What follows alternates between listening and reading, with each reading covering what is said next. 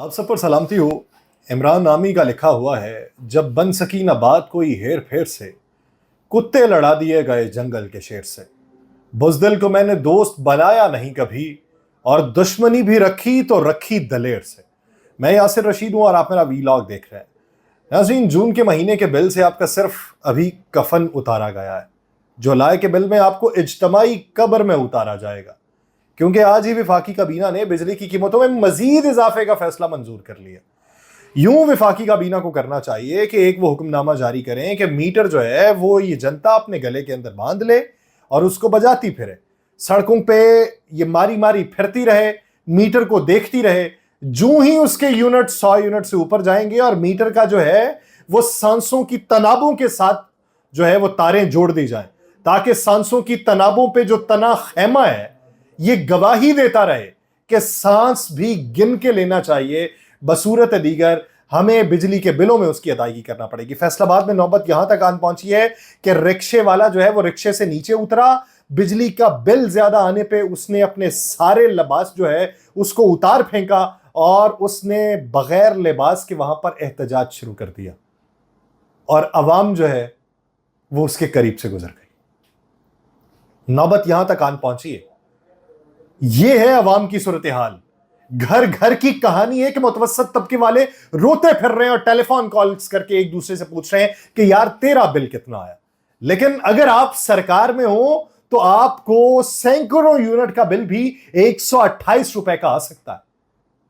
क्योंकि यहां पे तवानाई सेक्टर के साथ मुंसलिक लोग जो है वो बड़े बड़े कबाइल से भी ताल्लुक रखते हैं, लेकिन इस वक्त सरकार में है, मिनिस्ट्री के अंदर मौजूद हैं, उनके जो छोटे छोटे घर हैं वो भी कैंप ऑफिसेस डिक्लेयर किए गए हैं, और वहां के बिल जो है वो जीरो और सिर्फ 128 रुपए उनको देना पड़ते हैं। और हमें बिजली की कीमत देना पड़ती है, हमें किराया मीटर देना पड़ता है, किराया सर्विस देना पड़ता है, फ्यूल प्राइस एडजस्टमेंट देनी पड़ती है, एफसी सरचार्ज देना पड़ता है, क्वार्टरली टैरिफ एडजस्टमेंट देनी पड़ती है, इलेक्ट्रिसिटी ड्यूटी देनी पड़ती है, टेलीविजन की फीस देनी पड़ती है, और इस सब पे ही गुजारा नहीं होता। इसके साथ साथ जनरल सेल्स टैक्स देना पड़ता है, इनकम टैक्स देना पड़ता है, फाजिल टैक्स देना पड़ता है, मजीद टैक्स देना पड़ता है, आर टैक्स देना पड़ता है, जीएसटी ऑन एफपीए देना पड़ता है, एक्स्ट्रा टैक्स ऑन जो फ्यूल प्राइस एडजस्टमेंट है वो देनी पड़ती है, फिर further tax on fuel price adjustment देना पड़ता है,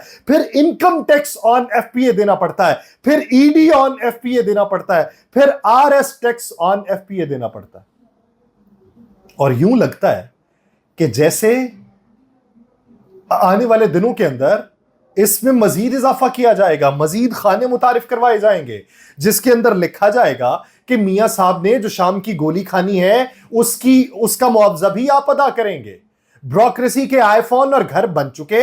अब उनके बच्चों के बाहर के ट्रिप जो हैं उसके पैसे भी आप अदा करेंगे। बारिश में सड़क पे घूम के डीसी को कॉल करके जो चीजें की गई हैं उस पे जो सारा गर्मियों के अंदर घूमा गया है उसके पैसे भी आप अदा करेंगे। अब लंदन की रिहाइश का खर्च ही सिर्फ अदा नहीं किया जाएगा, अब दीगर मुमालिक के अंदर भी जो है अपने फ्लैट्स खरीदने हैं उसके पैसे भी आप देंगे। अब दूसरे लोगों को जो नई नई वजारतें देनी है उसके पैसे भी आप देंगे। और आप बिल को देख के क्या समझ सकते हैं? और तरक्की याफ्ता मुमालिक में गुज़श्ता रीडिंग होती है, मौजूदा रीडिंग होती है, टोटल यूनिट्स होते हैं, उनका रेट होता है, मंथली स्टैंडिंग चार्जेस होते हैं, बिल तैयार हो जाता है। लेकिन हमारा ऐसा है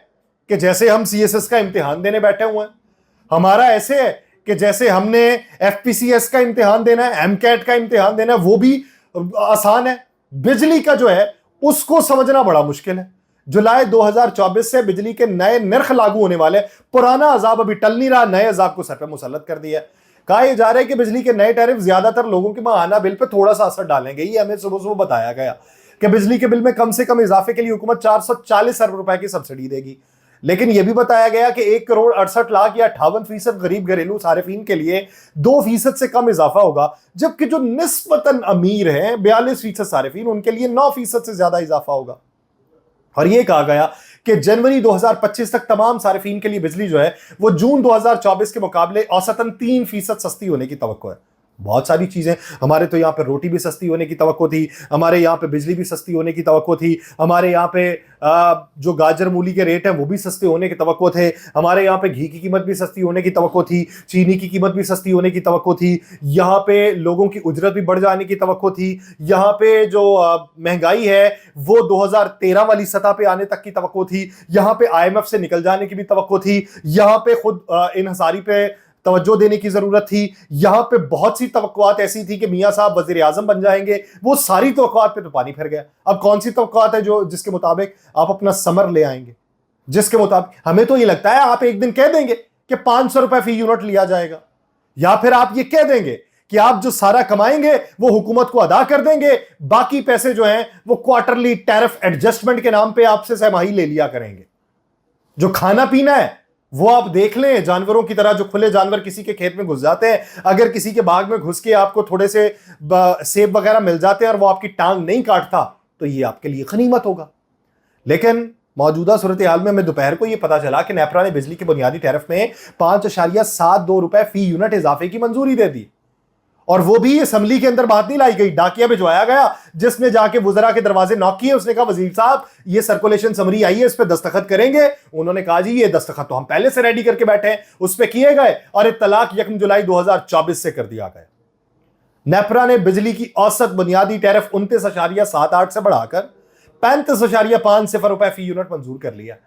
जबकि वफाकी काबीना का फैसला यकसा टैरिफ के लिए नेपरा को भिजवाया जाएगा। और जराये के मुताबिक नेपरा की तौसीक के बाद हुकूमत बिजली के बुनियादी टैरिफ में इजाफे का नोटिफिकेशन भी जारी कर देगी, और IMF शराइत के तहत वफाकी हुकूमत को 10 जुलाई तक बिजली के बुनियादी टैरिफ में इजाफा करना था, और बिजली के बुनियादी टैरिफ में इजाफे का सारिफीन पर तकरीबन 600 अरब रुपए का इजाफी बोझ पड़ेगा। सवेरे